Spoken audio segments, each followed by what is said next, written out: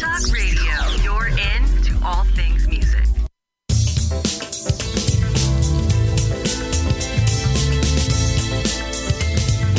May the best brand win with Scott Robertson's Music Biz Marketing Strategies. Now, here's your host, Scott Robertson.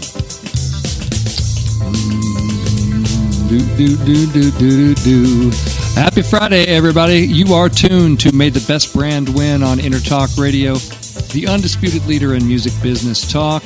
And I am Scott, your host, a man who is battening down the hatches for Stormwatch 2017 here in Southern California. It's always an exciting time for us, really. And with me is the master ninja of the studio, making it all work at Intertalk Radio and trying to stay dry. Paul B. What's up, Paul? How's it going? I might be too clumsy for a ninja. Studio ninja. I try. I'm still practicing. I'm a white belt. And an important belt, I must say. So, are you excited? Are you excited about the Stormwatch, Paul? Is it exciting for you?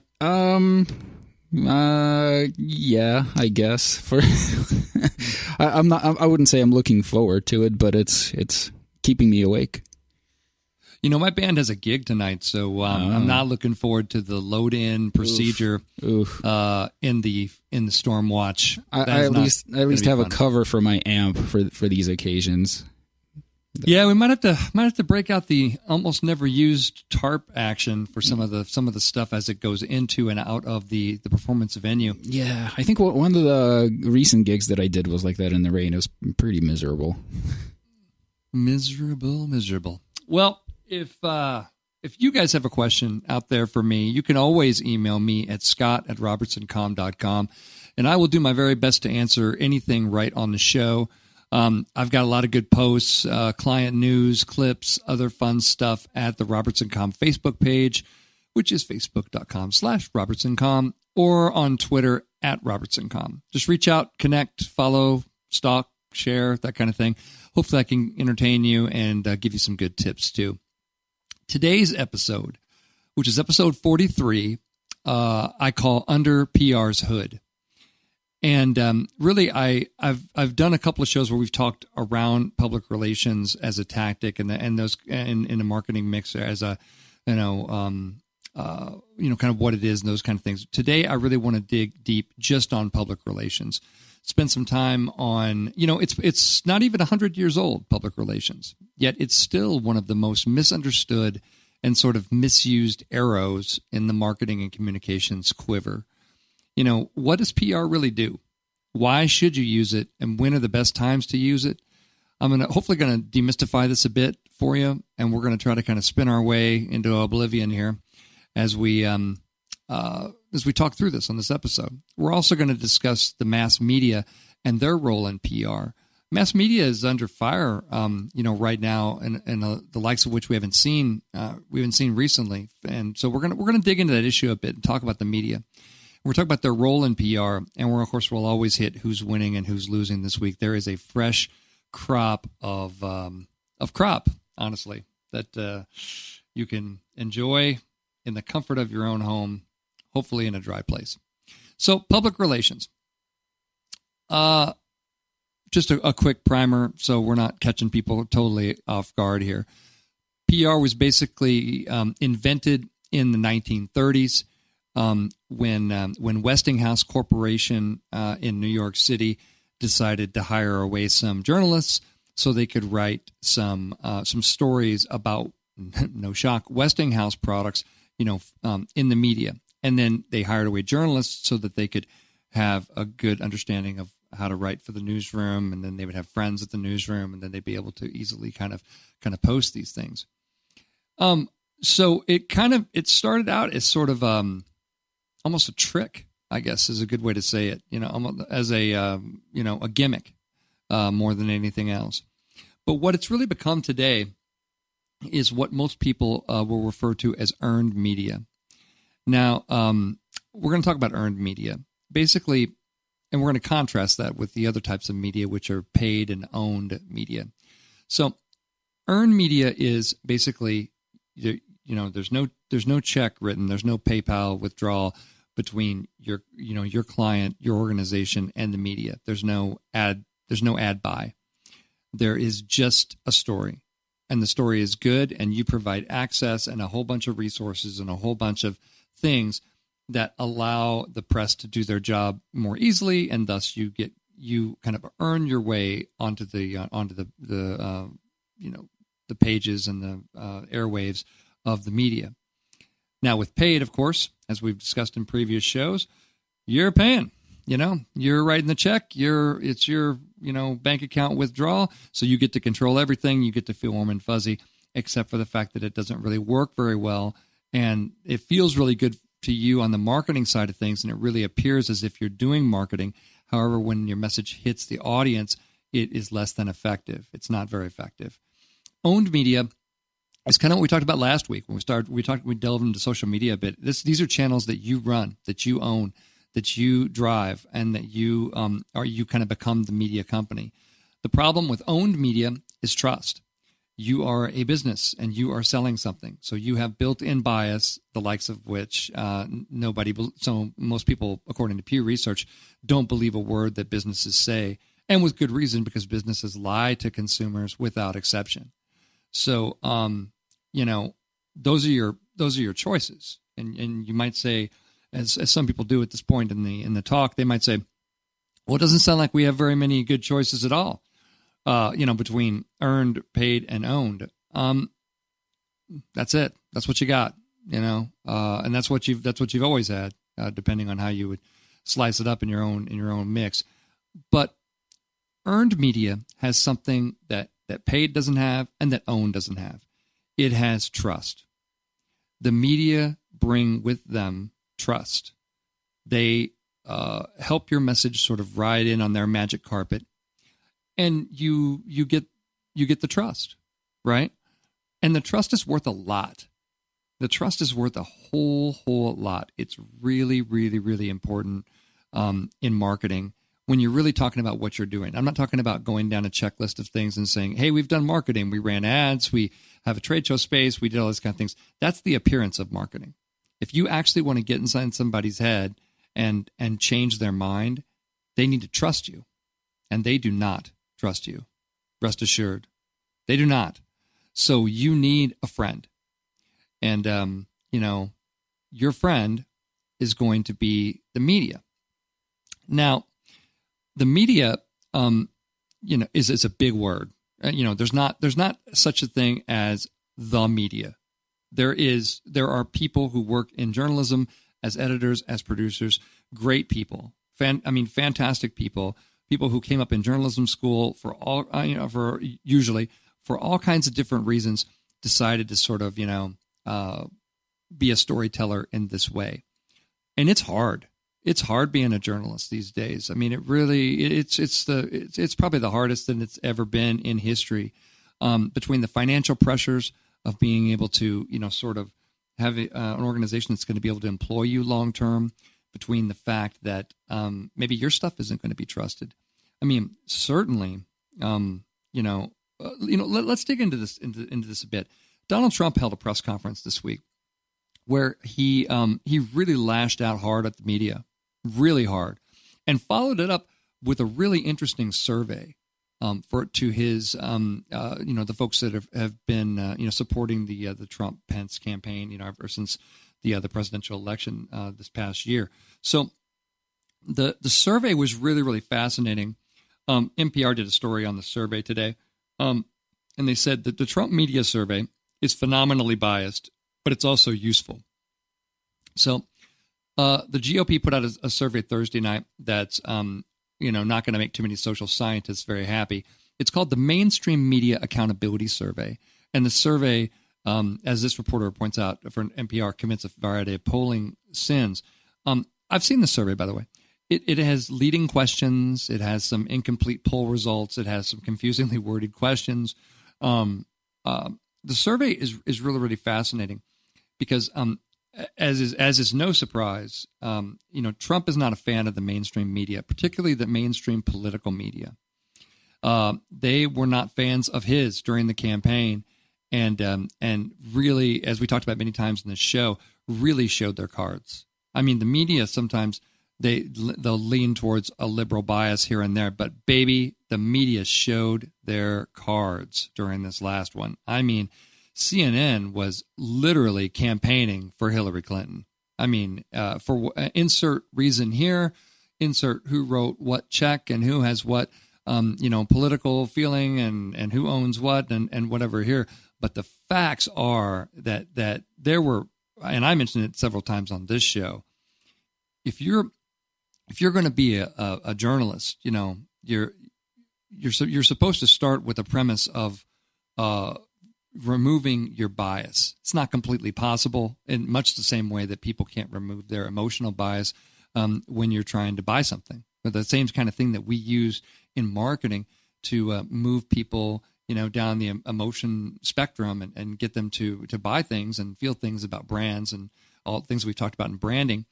It's for the same reason like that. Bias works the same way. It's built into us. If you have a journalist that says, well, I'm completely not biased, you're completely lying to yourself and everybody else. It's not possible. It's not a character thing. It's not a training thing. It's a here's how the human mind works kind of thing. So, there's bias certainly, but in this last presidential election, a lot of the mainstream media, like I said, really showed their cards in ways that we had not seen before, so blatantly. And not surprisingly, as I also reported on this show, during the presidential election, the trust in the mainstream political media fell to its lowest levels that we've ever seen before, especially by, no shock, Republican viewers. So with all this backdrop, we know that Trump and his presidency does not trust, elements of the media. And Donald Trump, the businessman, has never really trusted the media, for a good long time, because he's a polarizing figure, and it hasn't always been treated well by the media. Some will say deservedly so, and some will say, maybe it's a vendetta, who knows. But the poll that I'm talking about here, Trump is calling into question the validity of the political media. The very media whose jobs depend on being able to cover the president. Talk about awkward, by the way. PR profession is built on the idea of helping the media do their job, right? So how would you like to go into your job knowing that the person that you have to report on, really dislikes you, really dislikes you personally, dislikes your network, dislikes everything about you, and really sort of, there's a real awkwardness between the press and the president, the likes of which we haven't seen, which has led us to this poll. And it has such questions like, do you believe that the mainstream media does not do their due diligence fact-checking before publishing stories on the Trump administration? And then things like, were you aware that a poll was released revealing a majority of Americans actually supported President Trump's temporary restriction executive order? And, things like that, very, obviously very kind of leading questions, because it comes out from, from that side of things in that camp. But here's what I'll say, to be fair. Trump has a point. You can chart the negative news coverage of his presidency, and we've never seen anything like it. There's a lot of bias. There's a lot of revealed bias from a lot of political networks, and public relations is very scared of this bias because it screws up our ability to do our job. If the bias exists, if the trust is gone, remember we talked about the only reason that we do this nasty little thing called public relations is trust in the media. If they blow it and they screw up the trust, then we're all going somewhere else. So, we're all going to the next thing, and nobody knows what that next thing is because nobody really trusts anything today. So trust plays a big role. It plays a really big role. Now let's look real quickly, at what does a campaign look like? Let's take a product or a company launch, for example.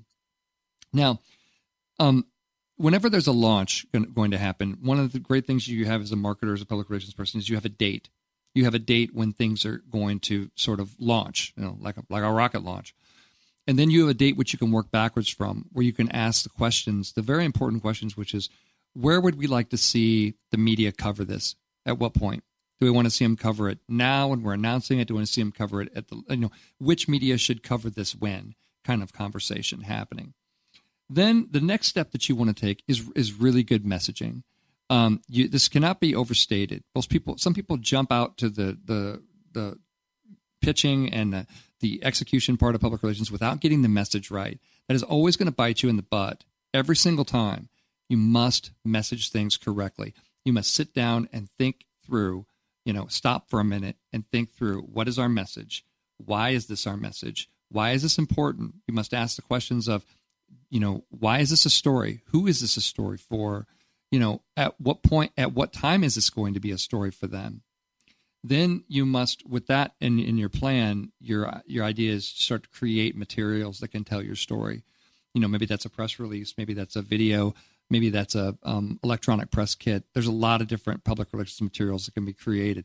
And really, these are the assets that, the sort of, digital and physical assets that the media use to create the story. They're very, very important. They should not be done in a bad fashion. They should be well-written stuff. As if you're the journalist, you're employed by a network, it should be that good. Your stuff should be that good. It should not be a big, especially technology companies, don't put a bunch of stuff in there that everybody's going to have to cut out because nobody understands what the hell you're talking about. Be clear. Clear. Make sure your PR people are being clear. Clear is very important. Then you want to go out. You with your media pitching, your advanced briefings. Sometimes you work with media on an exclusive basis, and then you get your coverage in your window. So your coverage is coming out, but their job isn't over because you're amplifying that coverage via social media. You're making sure that you're getting it out to your people and your hot leads, your warm leads, those kind of people, and that's how PR really serves the organization. And then you start thinking about, what is our ongoing story going to be? PR is always thinking about what our next conversation is going to be as well. And then the last thing that you want to make sure you're doing in your campaign is that you're going through measurement. You're checking out, what is the value of that coverage? How are we raising the awareness among the target audience? What are we doing? And then, that in a nutshell is what a launch campaign can look like. And then you sort of rinse and repeat, with product companies. You look for review opportunities. You look for other ways that the story can get out there. Public relations is a long game. It is a long tail game. You are in it for long-term relationships. You're not in it for a short strike and that kind of thing. And that's public relations in a nutshell right now. You are tuned to May the Best Brand Win on Intertalk Radio, the undisputed leader on music biz talk. Come on back. We're going to talk about who's winning and losing this week. We'll see you in a few.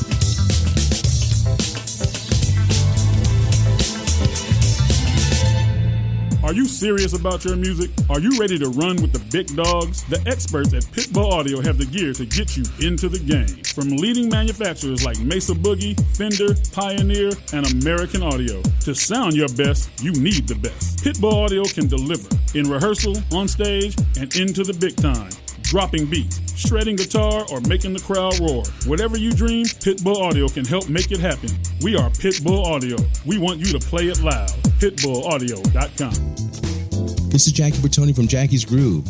Come join me weekly on my journey through the music business as I take you behind the velvet rope, interviewing industry notables such as Al Di Meola, Michael McDonald, and Al Jarreau, to name but a few.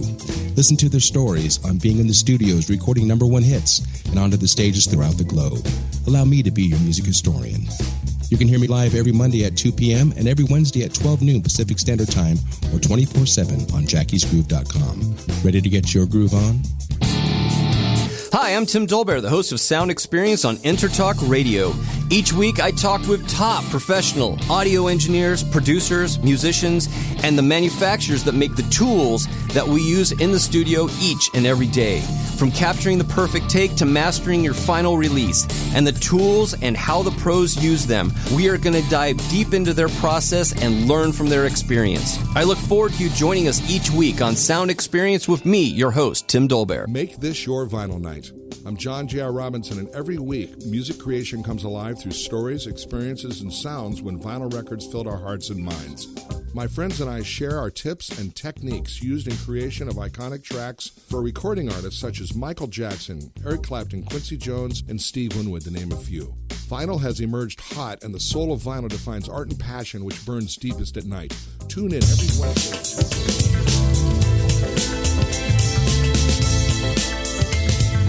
May the best brand win with Scott Robertson's Music Biz Marketing Strategies. Now, here's your host, Scott Robertson.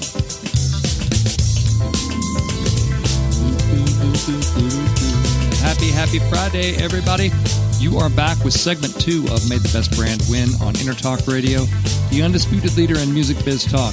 I am still Scott, still your host. It's segment 2. We're talking about public relations today. Paul, how's it going, man? Good. I'm just here practicing my ninjutsu. Practicing that ninjutsu. I like it. Yeah, I got this kind of like running up a wall thing down pretty good. I'm getting there. Nice. Well, I got a whole fresh batch of winning and losing stuff that I know Paul always enjoys. So let's dig right into that. Let's talk. So here's who's winning and losing in marketing this week, kids. Number one, Burger King is giving away sex toys in its adult meals for Valentine's Day. Yes, this happened. Burger King released a limited edition adults meal that comes with a blindfold, a feather, some sort of massager type thing. Basically, this was done in Israel from 6 p.m. until close on Valentine's Day. Let's see, it's a feather duster head massager or a blindfold, according to a YouTube video posted by ad agency Leo Burnett in Israel. Okay. This does bring us to one of the statements that we like to say on the show, which is just because you can doesn't mean you should. Fantastic use of that. What are you doing, Burger King? I mean, what are you doing, Burger King in Israel? What's going on? Now, of course, they probably got a lot of good coverage on this, and probably people in the United States were like, "Oh, can we get this too?" That kind of thing. But this goes to your overall, what are the pillars of your brand? And those kind of things. And unless it's, you're really doubling down and digging into, doing things for adults and you have more things than just this one tactic. This is where there's one tactic just kind of floating out there by itself that doesn't connect with the rest of the brand. It's a bad idea. We're going to put that in losing this week because that doesn't seem to be connected in any way to what they're up to. Let's see. Winning today is that our officials with the United States Border Patrol said their agents recently found a catapult system on the U.S.-Mexico border that was allegedly used to launch drugs into the United States. Now, apparently, they noticed several people on the south side quickly retreating from the fence as the agents approached. And then the system was found when the agents approached the fence.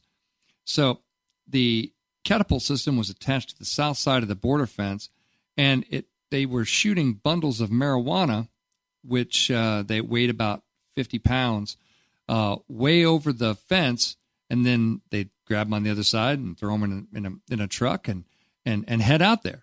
Do you have the GPS coordinates of that? Exactly.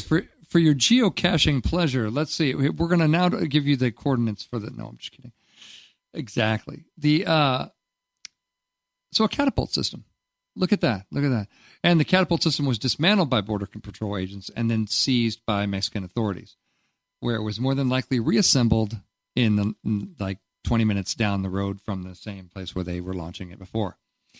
Be my guess. But anyway, that's an interesting one. I'm going to put that in losing because it's just weird and I don't know where else to put it. Toshiba's losing. Man, oh man. So Toshiba has made some terrible business decisions in Japan. You know Toshiba, one of the most sort of storied companies in Japan. But man, they're in serious jeopardy now. They were supposed to report their quarterly earnings on the Tokyo Stock Exchange this week, but they never showed up. They literally didn't show up to report. Instead, they said they were not ready, and they begged for another month to file. Then the company admitted that it had to take a $6.3 billion with a B dollar write-down related to an acquisition made by its subsidiary, Westinghouse. Remember we talked about them earlier in the company and in the public relations talk? So $6.3 billion loss and then not showing up to report your financial earnings. So we're talking about public relations problems. This is one. This is one right here. This is one that made somebody's phone. Somebody got the phone call where they said, PR director, we are going to need some help with the media because we're not going to make our earnings call. And we also have this $6.3 billion problem that we need to solve. Toshiba. No word yet, by the way, how it affects the rather large holdings of Toshiba here in the United States, but none of it looks good. The Post over in Japan reports that the company might be forced into bankruptcy. So anyway, all kinds of bad news going on for Toshiba, so keep watching that one. Man, let's talk about social influencer marketing, which was dealt a bit of a blow this week. Remember the guy we talked about whose name's PewDiePie? He was one of the biggest YouTube stars on YouTube. He made, millions and millions of dollars. And then brands, of course, said, brands are looking for trust, right? Looking for trust. Where do you go? So they could find this YouTube influencer. He's got trust. He's got influence. And they say, would you mind talking about our products and that kind of thing? And we talked about the dangers of social influencer marketing. It's great when everybody is high-fiving and it's great and there's trust. But what happens when your social marketing influencer decides to do some anti-Semitic things on his program? What happens when he posts a video of a man dressed as Jesus saying Hitler did absolutely nothing wrong, or another video featuring two men holding a sign saying "Death to all Jews"? And obviously he's doing it. This guy whose real name is Felix Kjellberg, basically was just trying to show how crazy the modern world is and some of the services that were available online. So he was trying to, make a joke out of these things, and he's basically has apologized and said that these don't reflect his views and stuff. But as we talked about last week in the social media program, no, don't do that. That's a bad idea all the way around. And it's really going to cost him a lot of millions of dollars. But more importantly, and I think the point we're really going to put this in losing is, this is really, really important. If you're one of these marketing people who gets swept away and think influencer marketing is the next greatest thing and it has all kinds of trust and everything's great, examine your BS right now. Seriously. Because you know what happened to all the brands that were tied to PewDiePie? They are scrambling because now their brand just got tied to Hitler, a man dressed as Jesus saying Hitler did absolutely nothing wrong. You want to have an unpleasant phone call in the PR department? That's one right there. That's an unpleasant phone call. That's an unpleasant meeting when you realize that's happening. That could be a brand ender for you. So make sure that you don't do that, and make sure if you're doing this influencer marketing, make sure that you really, really trust the influencer that you're working with. If they are out on the fringe doing crazy stuff and that kind of thing, make sure that is part of your brand and that works for you, and you have really thought that stuff through, because again, this is something that you do not want to see come boomerang back on you, because all of these sponsors are going to be scrambling. Now, he's got 53 million YouTube subscribers. And it's really, really important to just know what you're dealing with. You have an influencer that has really embarrassed all these brands. You have all these brands that now have to make a decision on whether they're going to hang out with this influencer still, or if they're going to run. And most are probably going to run, by the way, because the brands are going to be pretty risk averse when it comes to this topic in particular and other sensitive topics. So we're going to put PewDiePie. PewDiePie is going to lose millions. If he ever recovers from this, and he may not, then he certainly will have learned a very valuable lesson, about sort of the how fragile, your followings on social media can be, and how fragile brands can be in general. So we're going to put all of them together in one big losing bucket. So let's talk about somebody who's winning. Snap is about to make a bunch of money, folks. Snap, the parent company of Snapchat, has set a valuation range of $16.2 billion to $18.5 billion for its upcoming IPO. That is higher than we thought it was going to go, and they are set to raise about $3.2 billion from their initial public offering, which is coming. So they're going to have a lot of capital. Looking for a job? Snap is going to have some serious money very soon, and it's going to be interesting to see what they do with it. Obviously, what do companies like Facebook and Twitter and LinkedIn and stuff spend their money on? They spend it on technology stuff, more servers, more server farms, more programmers, so that they can continue to, get bigger and build a sustainable business around it. Because you can bet money that if you're going to get $3.2 billion, you're going to have this huge valuation, then you better be able to show billions of dollars in profits really, really soon. Really, really soon. Gone are the days where it's like, well, I think it's a good idea and it probably should work out. So anyway, but we're going to put Snap big time in the winning column, and that IPO is going to be something that we'll watch carefully, especially around the communications for it. All right, back to a losing one here. American Girl announced the release of its first male doll, or already creating a branding challenge for you. When your product name is American Girl, it's a little challenging all of a sudden. And now we've got this one character that is not a girl, So you could put that in the think it through before you name it category. The first American Girl boy character has gray eyes and brown hair. He wears sneakers and a T-shirt. He is also musically inclined. He is a drummer. Yeah, he's a drummer. And his name is Logan. So I was thinking, man, that's really doubling down. First of all, you made him a drummer. And second of all, you named him after Wolverine. So, I mean, I can't imagine that being any kind of a good, play companion with all of the American Girl dolls. They're going to be like, who's this Logan? They'll be like, oh, he's a drummer. I'm like, oh, geez. The bad boy of American Girl comes in. I'm going to put in losing because I think it's just weird to say it's, that you have this one product that kind of sits out there and, it's like, hey, we're a hamburger place and now we have pizza. It's like, well, then your name, your whole brand doesn't work anymore around what you've done. So you have to make it work, I guess. This will be the moral of that story. Can we talk about Dubai and their crazy passenger-carrying remote taxi drones that fly at 1,000 feet? So, Dubai is going to launch passenger-carrying drones that will take to the skies above Dubai this summer as self-flying taxis. I encourage you to see the video behind this because it really doesn't, the terror that you're going to feel as a passenger in this thing, I don't think really sets in until you've seen the video.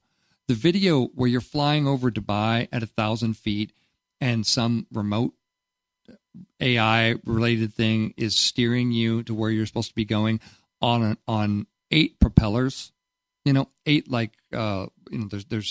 there's 4. It's a quadcopter, so there's 4 propellers, but there's 2 on top and 2 at the bottom, right? And they have these little videos of people like getting in this thing and then flying away, and it flies and flies and flies. So test flights have already taken place. The drone can carry 1 passenger weighing up to 220 pounds.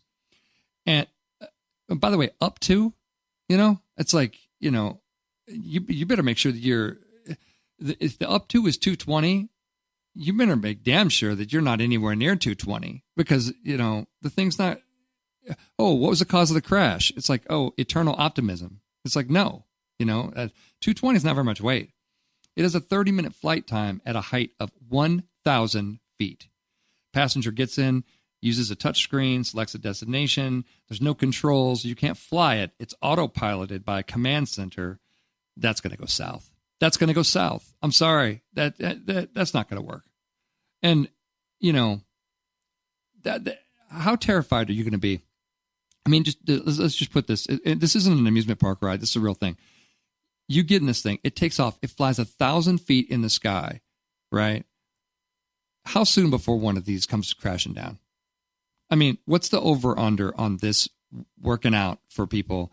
I just don't see it. I'm going to put it in losing. I'm going to put it in losing, and I'm going to put it in.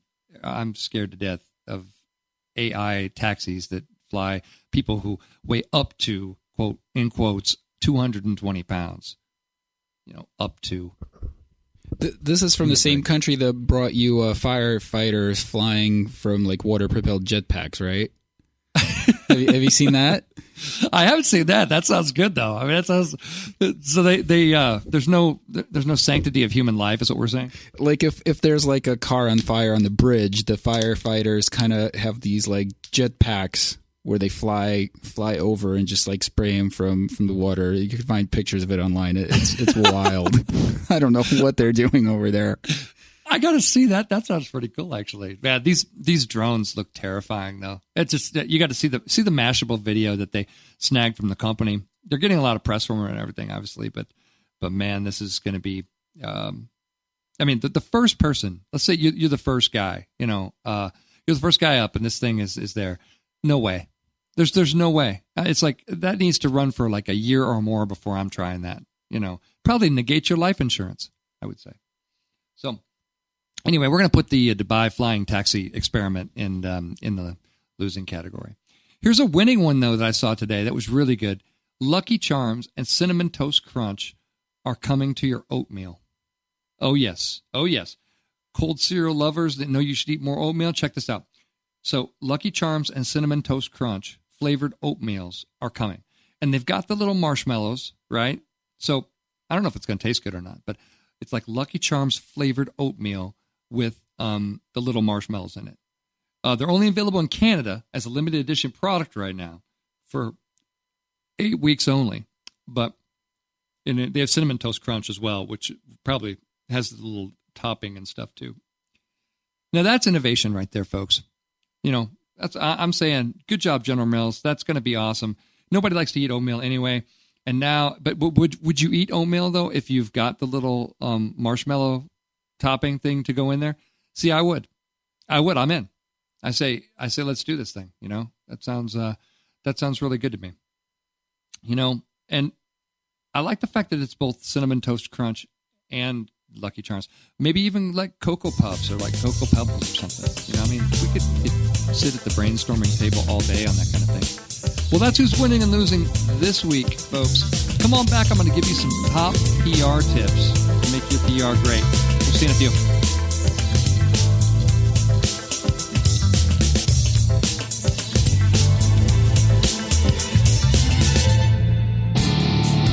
Hi, I'm Tim Dolbear, the host of Sound Experience on Intertalk Radio.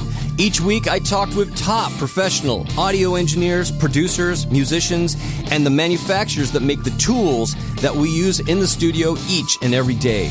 From capturing the perfect take to mastering your final release, and the tools and how the pros use them, we are going to dive deep into their process and learn from their experience. I look forward to you joining us each week on Sound Experience with me, your host, Tim Dolbear. Are you serious about your music? Are you ready to run with the big dogs? The experts at Pitbull Audio have the gear to get you into the game. From leading manufacturers like Mesa Boogie, Fender, Pioneer, and American Audio. To sound your best, you need the best. Pitbull Audio can deliver in rehearsal, on stage, and into the big time. Dropping beats, shredding guitar, or making the crowd roar. Whatever you dream, Pitbull Audio can help make it happen. We are Pitbull Audio. We want you to play it loud. PitbullAudio.com. Make this your vinyl night. I'm John J.R. Robinson, and every week, music creation comes alive through stories, experiences, and sounds when vinyl records filled our hearts and minds. My friends and I share our tips and techniques used in creation of iconic tracks for recording artists such as Michael Jackson, Eric Clapton, Quincy Jones, and Steve Winwood, to name a few. Vinyl has emerged hot, and the soul of vinyl defines art and passion which burns deepest at night. Tune in. This is Jackie Bertoni from Jackie's Groove. Come join me weekly on my journey through the music business as I take you behind the velvet rope, interviewing industry notables such as Al Di Meola, Michael McDonald, and Al Jarreau, to name but a few. Listen to their stories on being in the studios recording #1 hits and onto the stages throughout the globe. Allow me to be your music historian. You can hear me live every Monday at 2 p.m. and every Wednesday at 12 noon Pacific Standard Time or 24/7 on jackiesgroove.com. Ready to get your groove on?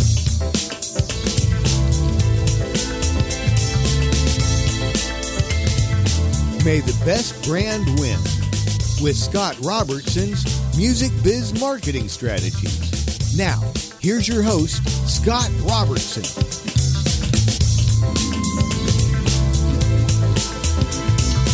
Hey campers, happy Friday. You are tuned to May the Best Brand Win on Intertalk Radio, the undisputed leader in music biz talk. I am still Scott, still hanging out with Paul B. We just did winning and losing. Paul, what did you like? I like the Valentine's Day happy ending meal.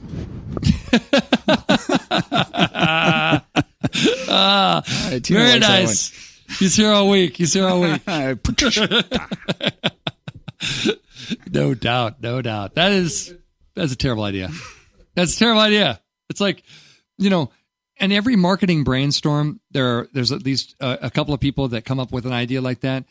The difference is that you don't go with that one. That's a funny one between you and sometimes an artist that mocks it up and stuff, but you don't actually do that stuff. Well, we are talking about public relations, PR, and I wanted to give you a few PR tips, but I wanted to just, before I jump into those PR tips, I wanted to hit. There's a lot of fear about journalism, about the media. This whole episode we've talked about, PR is built on this foundation of trust with the media. Now, according to there's a study that's out right now about fears about how technology is affecting the quality of information. There's one statistic that I wanted to read here that was really important. Of the CEOs and digital leaders surveyed in this Reuters Institute for the Study of Journalism study, 70% say concerns about fake and inaccurate news spreading on social networks will strengthen their position, while 46% say they're more worried about the news role of such platforms than they were last year. So folks are worried about the credibility of the media, and particularly the political media. One thing I did want to, I spent a lot of time talking about trust of the media. Remember that a lot of this data has to do, and when you talk about fake news and all this kind of stuff, that has to do with the political media. When you're looking at surveys of like in the music industry, magazines like, Guitar Player and Bass Player and things like that, trust of those platforms is still very, very high. There's not, none of this political bias and record-setting drop of trust numbers is really affecting those media. Now, there is a carryover effect of networks that also cover political media and cover sort of consumer news. I do a lot of work in technology, so I watch this really carefully. Like, CNN has a tech channel, right? And CNN's loss of viewers and trust and credibility and just all the bad things that have happened to its brand and that sort of things through this whole ride have really affected its other areas, medical news that it reports, tech news that isn't in any way, shape, or form related to politics, but they've sort of they're under that flag. So they have to kind of deal with the residual impact of those choices. And I've talked to several public relations folks that say, I don't pitch CNN anymore. And they're like, why would I? At the end of the day, they're going to get millions of views of a bunch of people who don't believe anything they say. And again, don't forget, public relations people shop at various media outlets. We shop there for something very specific. We are not there just to be friendly and fun. We are there to get something for our clients. We're after the T word. We're after trust.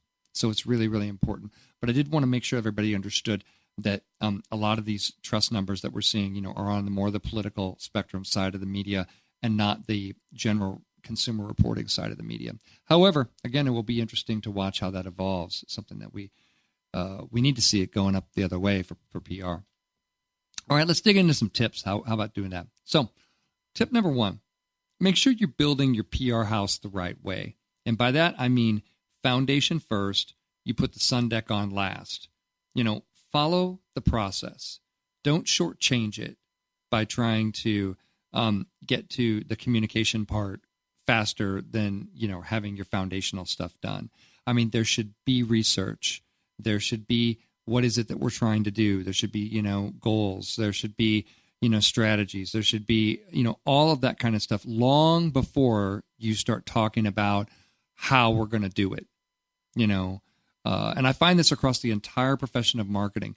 People are ridiculously excited about getting to the how, and they don't spend near enough time on the what. And that is a problem.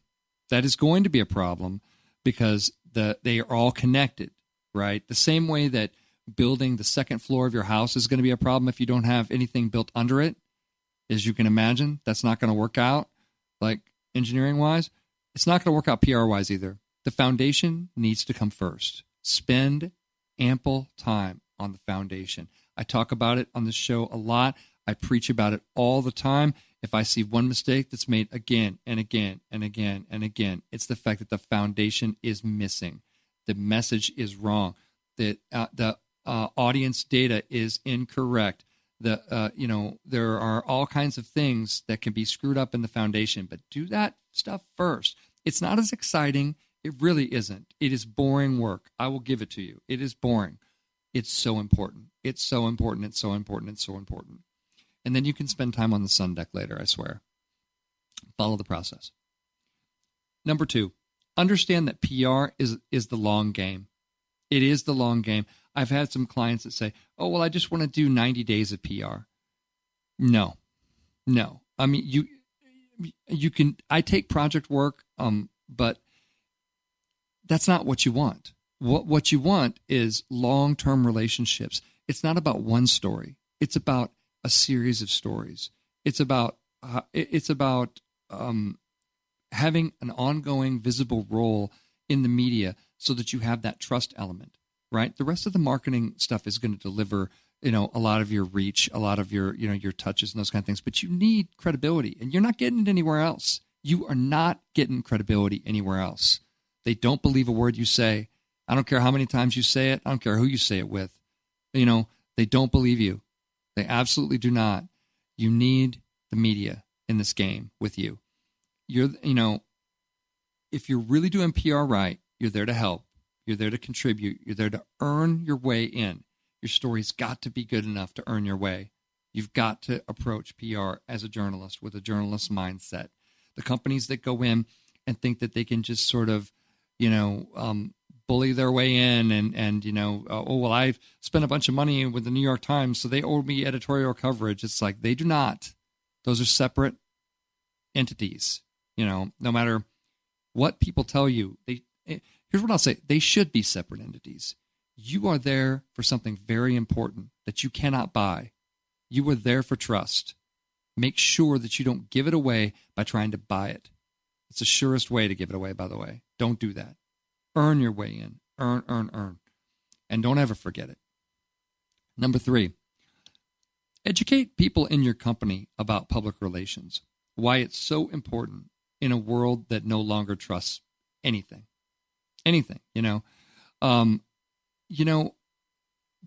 a lot of people understand public relations.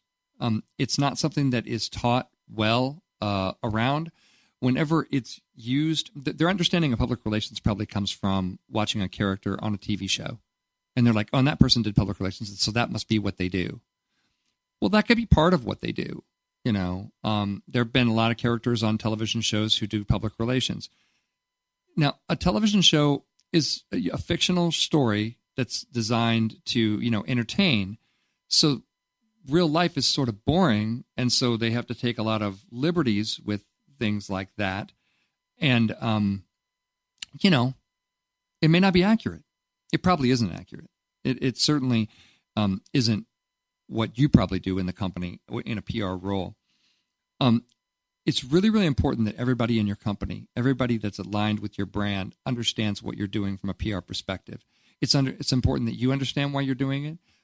I ask PR people sometimes, I'm like, why are we doing this? And folks will come back and say, oh, we need media coverage. Okay, why? Why do we need media coverage? What do we plan to do? You got to ask questions that are beyond that. We need to get our name out there. Really? The CEO could murder somebody. That'd get our name out there. There's a lot of ways to get your name out there. What are we trying to do? We're trying to do it in a positive way. We're trying to do it and build some relationships. We're trying to, we're trying to increase visibility about what we're doing. You have to ask those kind of questions too when you're doing this stuff. And and again, just point number 3, you're educating everybody in the company about why it's so important that you do this, why this work is so important. And remember, it's always going to come back to trust. You can always look at all the other things that you're doing from a marketing perspective and say, well, it's great, but do people really believe us? Are people really believing us here? And we need some other cheerleaders to kind of help tell our story. Look at crowdfunding campaigns, for example.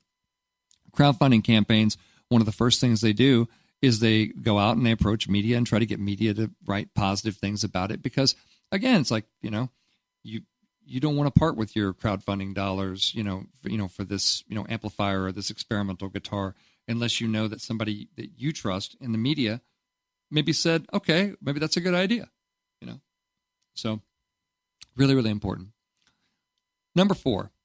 Tip number 4, when you're getting this news coverage, and you will, if you have a good story, if you have a good PR team, if you're pushing things out, you're helping the press tell your story and your story is good, you'll get news coverage.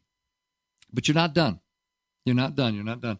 Because there's ways that coverage can be really useful, aside from just going out to its own audience and building that trust and credibility. You can use it, in your client's own social media feeds, in their channels, in their e-newsletter. If you're winning awards that are sort of PR driven, awards are another way that we, boost credibility and, authenticity and things that we're doing.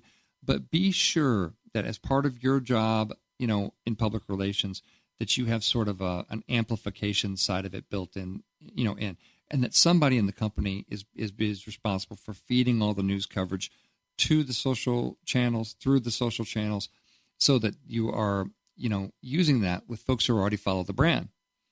Because that's a little easier jump, right? You've got, let's say you're following, Marshall Amps. You're following Marshall Amps on some of their social channels, and they say, we just won an award for our new amp. We just got a great review in Guitar World magazine, for our new Marshall amp. Check it out right here. Check it out here, And so not only are you getting exposed to Guitar World's audience, and they're pushing it out through their social channels, and they're pushing it out, through their, they are a media outlet through their media, but then you have a way that you can kind of amplify that media coverage yourself using your own channels. Be sure that you are, tagging and hashtagging everything appropriately. And this is really the way that you connect your, we talked about your paid, earned, owned, shared, media channels earlier, right? Well, your earned channel, this is how you can connect the dots on those kind of things. You can make sure that your earned channel is really, really as valuable as it possibly can be in the rest of your company's marketing efforts.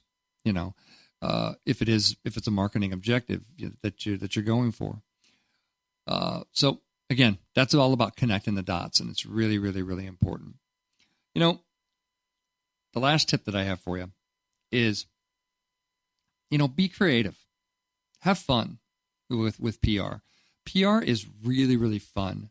If you're doing it right, it is very interesting.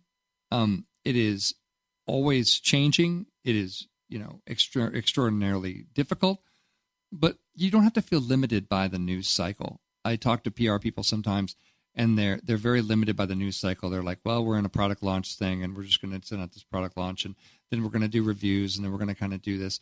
It's like, well, that's fine. And believe me, that certainly pays the bills for the company, getting that kind of coverage. But, to me, really great PR people are always looking for new ways to build up the company's, trust and their reputation, and there can be so many cool things that you can do. I mean, in this world that we live in where, video is so important. I mean, why not have the PR team say, well, what do we have that we can point a camera at that would be really interesting? The Grammy Awards that just went on, the social media and the PR team kind of hard to tell sometimes where one begins and the other, ends. But I was kind of enjoying the fact that they were showing with their Instagram feed, they were showing a lot of behind the scenes things, at the Grammys, which are it's kind of fun. It's kind of fun to tune in and, have cameras other places, than the, completely quote unquote professional, look of the, the produced and polished show and those kind of things. Look, your job in PR is not to generate media coverage. It's to deliver the message and build trust. You're there to deliver the message, to build the relationships that allow you to deliver the message and have trust. Your job is trust. Always remember that. Remember that the only reason that we do this is about that word trust. And remember that trust is at an all-time low in this world. It really, really is. It really, I don't know what we're going to do next.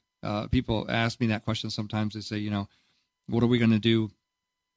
There's a theory that social media was created, the groundswell theory that was created because of a lack of trust in the three other pillars of society, of government, religion, and business. And people retreated back to their networks because it was the only thing they could trust. Didn't feel like they could trust the media anymore. Didn't feel like they could trust. Human beings, we need to trust. We do. And we do trust the media. It's built into us from a young age. It's on the news, so it must be true, sort of thing. And we need to be able to trust that. I think so. I think it's really, really important. That's the role that journalism plays in our society. Just realize that, PR is always evolving. It's always changing. And your job while you're building this trust, you're going to evolve and change with it too.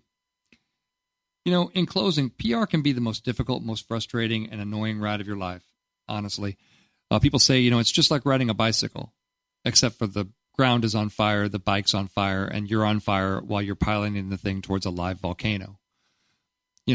But with PR, you have the one thing that no other tactic can provide. You have the T word. You have trust. Trust changes minds. It changes behaviors. And that, underscore in capital letters, is what all marketers are always after. Help journalists. They are doing a difficult job and are under fire from all sides these days. They need us. We need them. And it's kind of perfect in its own little dysfunctional way, I got to say. Well, that's it for me, marketing fans. This is Scott Robertson signing off for May the Best Brand Win on Intertalk Radio, the undisputed leader on Music Biz Talk. Have a great weekend. We'll see you next week. Bye.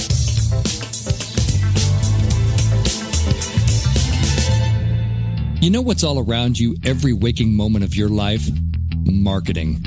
You're choking on it. I'm Scott Robertson, and when it comes to strategic PR, branding, and marketing, I've seen it all. And actually, I'm still seeing it because bad marketing never sleeps. Join me each week on May the Best Brand Win, right here on Intertalk Radio, and learn how to make the marketing for your brand unforgettable. Hi, this is Tim Dolbear from Eclectica Studios. I'm a full-time mixing and recording engineer. I work with Grammy winners, labels, and indie artists, using state-of-the-art digital mixing and restoration tools and the very best in analog gear.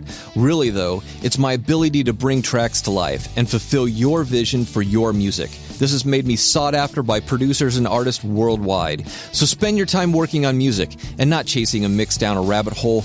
Go to timdolbear.com and check out our free one-song mix offer. Are you serious about your music? Are you ready to run with the big dogs? The experts at Pitbull Audio have the gear to get you into the game. From leading manufacturers like Mesa Boogie, Fender, Pioneer, and American Audio. To sound your best, you need the best. Pitbull Audio can deliver in rehearsal, on stage, and into the big time.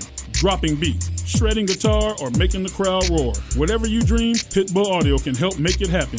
We are Pitbull Audio. We want you to play it loud. PitbullAudio.com. This is Jackie Bertoni from Jackie's Groove.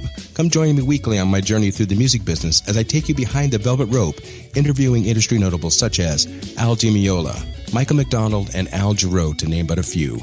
Listen to their stories on being in the studios recording number one hits and onto the stages throughout the globe. Allow me to be your music historian. You can hear me live every Monday at 2 p.m. and every Wednesday at 12 noon Pacific Standard Time or 24/7 on jackiesgroove.com. Ready to get your groove on?